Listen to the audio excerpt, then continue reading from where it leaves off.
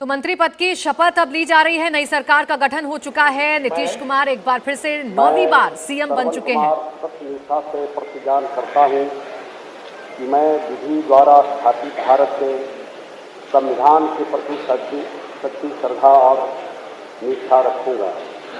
मैं भारत की प्रभुता और अखंडता अक्षुण्ण रखूंगा। मैं बिहार राज्य के मंत्री के रूप में अपने कर्तव्यों का श्रद्धापूर्वक और शुद्ध अंतःकरण से निर्वहन करूंगा तथा मैं भय या पक्षपात, अनुराग या द्वेष से बिना सभी प्रकार के लोगों के प्रति संविधान और विधि के अनुसार न्याय करूंगा।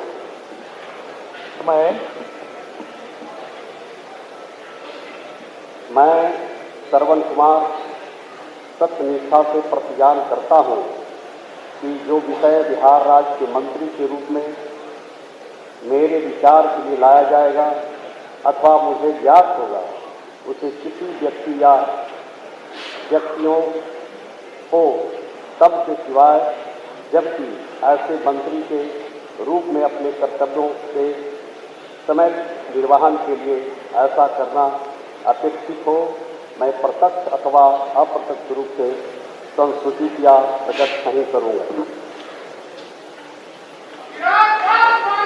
श्रवण कुमार, इन्होंने भी मंत्री पद की शपथ ली है। नीतीश कुमार के कुर्मी समाज से हैं। श्रवण कुमार जेपी आंदोलन के समय से ही नीतीश कुमार के साथी हैं।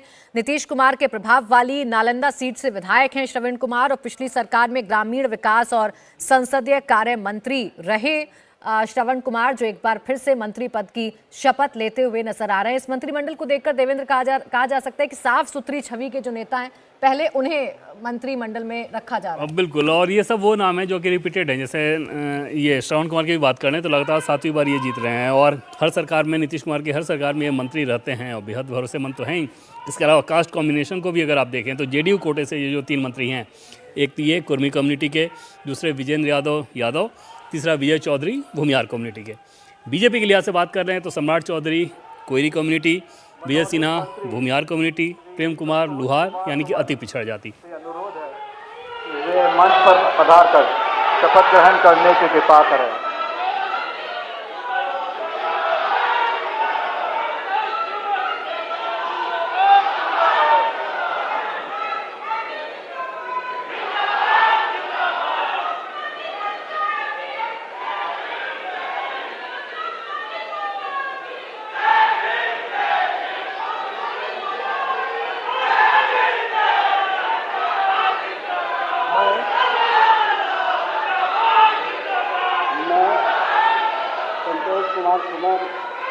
सत्यनिष्ठा से प्रतिज्ञान करता हूँ कि मैं विधि द्वारा स्थापित भारत के संविधान के प्रति सच्ची श्रद्धा और निष्ठा रखूंगा।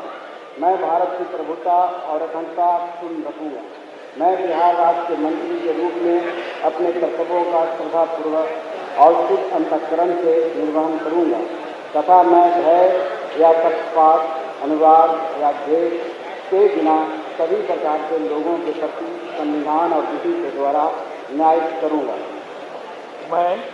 मैं संतोष कुमार सुमन सत्यनिष्ठा से प्रतिज्ञान करता हूं कि जो विषय बिहार राज्य के मंत्री के रूप में मेरे विचार के लिए लाया जाएगा अथवा मुझे ज्ञात होगा, उसे किसी व्यक्ति या व्यक्तियों को तब के सिवा जबकि ऐसे मंत्री के रूप में मैं अपने कर्तव्यों के समय निर्वहन के लिए ऐसा करना अपेक्षित हो, मैं प्रत्यक्ष या अप्रत्यक्ष रूप से संशोधित या प्रकट नहीं करूँगा। प्राची की जीतन राम मांझी ने जो समर्थन दिया वो बीजेपी को अपना समर्थन पत्र दिया था, और जीतन राम मांझी ने 2 टूक शब्दों में कहा कि प्रधानमंत्री नरेंद्र मोदी को छोड़ के वो कहीं नहीं जाएंगे, जहां प्रधानमंत्री मोदी हैं वहीं हैं। क्योंकि कल आरजेडी और कांग्रेस की तरफ से टॉप लेवल से कोशिश की गई थी कि जीतन राम मांझी से बातचीत की जाए।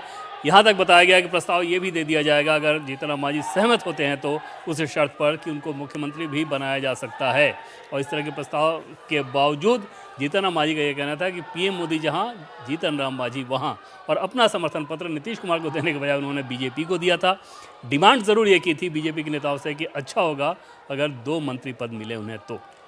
कुल अभी संतोष सुमन ने मंत्री पद की शपथ ली है। जीतन राम मांझी के बेटे हैं और इन्हीं से बातचीत भी की जा रही थी। जो कोशिश की गई संपर्क साधने की महागठबंधन की तरफ से, आरजेडी की तरफ से संतोष कुमार सुमन से ही बातचीत की गई, लेकिन इन्होंने अपनी लॉयल्टी बरकरार रखी एनडीए के साथ।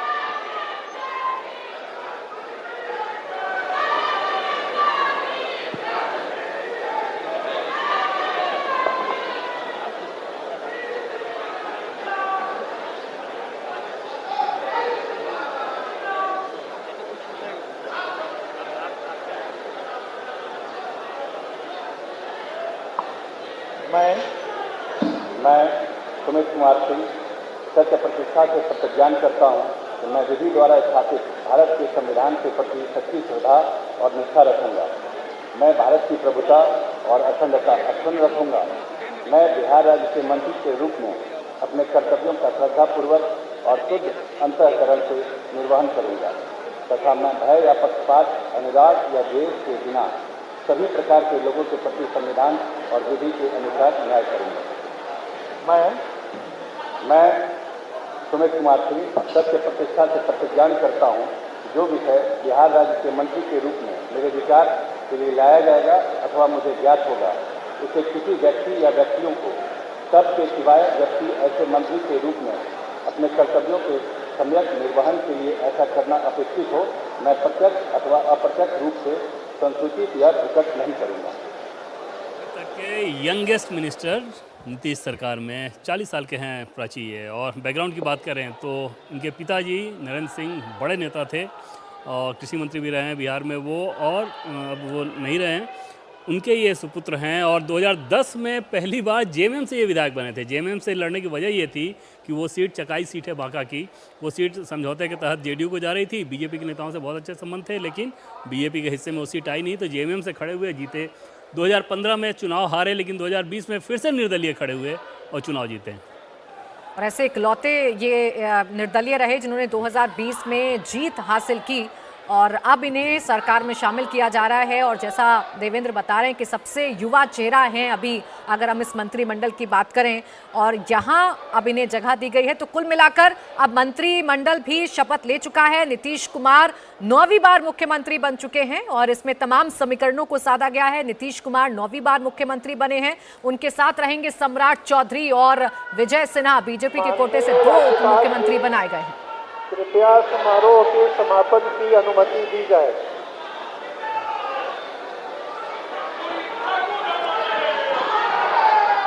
तो कार्यक्रम संपन्न हो चुका है। नारेबाजी आप सुन सकते हैं, जय श्री राम के नारे, जय श्री राम का उद्घोष आज पूरे इस हॉल में जरूर सुनाई दे रहा है। और यही जोश बताता है, यही राम लहर की तरफ इशारा करता है कि जिस राम लहर का जिक्र किया जा रहा था, जिस राम लहर के आगे ये कहा जा रहा था कि तमाम जो विरोधी हैं भारतीय जनता पार्टी के, वो कहीं ना कहीं बह जाएंगे, कुछ ऐसा ही होता हुआ नजर आ रहा है। और उसकी पहली पिक्चर अगर कहीं पर नजर आई है तो वो पहली पिक्चर हमें बिहार में ही नजर आई है। और देवेंद्र, बस एक कमेंट आपका चाहूंगी, जो पूरा का पूरा मंत्रिमंडल है, जिस तरीके के समीकरणों को साधा गया है, अब क्या इंडिकेशन मिल रहे हैं, आने वाली सरकार का स्वरूप कैसा होगा और कैसा है ये मंत्रिमंडल? और निश्चित तौर पे क्योंकि अभी आगे इसका विस्तार होना है, बहुत जल्द विस्तार होना है 5 से 7 दिनों के अंदर, तो उसमें कंप्लीट पिक्चर दिखेगी। आज के हिसाब से अगर देखें तो बाकी सारी चीज़ों का ध्यान रखा गया है। एक महिला चेहरा मिसिंग है, लेकिन आप समझ सकते हैं कि अगला विस्तार जैसे होगा विश्वास मत के बाद, उसके तुरंत बाद वो चेहरा रहेगा। लेकिन ओवरऑल कास्ट कॉम्बिनेशन का ध्यान रखने की कोशिश की गई है। ऐसे चेहरे जो कि एक्सपीरियंस्ड हैं और एक्सपीरियंस के साथ साथ युवा चेहरा, जैसे कि सुमित सिंह के बारे में हम लोग बात कर रहे हैं, बहुत पढ़े लिखे हैं, जेएनयू से वो पास आउट हैं वो, तो उस तरह के चेहरे को भी प्रमुखता दी गई। और जाहिर तौर पे इस सरकार के सामने सबसे बड़ा और पहला टास्क ये रहेगा कि लॉ एंड ऑर्डर को लेकर मैसेजिंग ऐसी दी जाए कि पिछली सरकार ठीक तरीके से काम नहीं कर रही थी। अगर बीजेपी ये आरोप लगा रही थी तो मौजूदा सरकार उसमें ड्रास्टिक चेंज लेकर आ रही है। मैसेजिंग ज़रूर ऐसा होना चाहिए, वो पहली प्राथमिकता होगी। और उसी के आधार पर लोग ये समझ पाएंगे कि हाँ, ये जो एक्सपेरिमेंट हुआ वो कितना बेहतर है।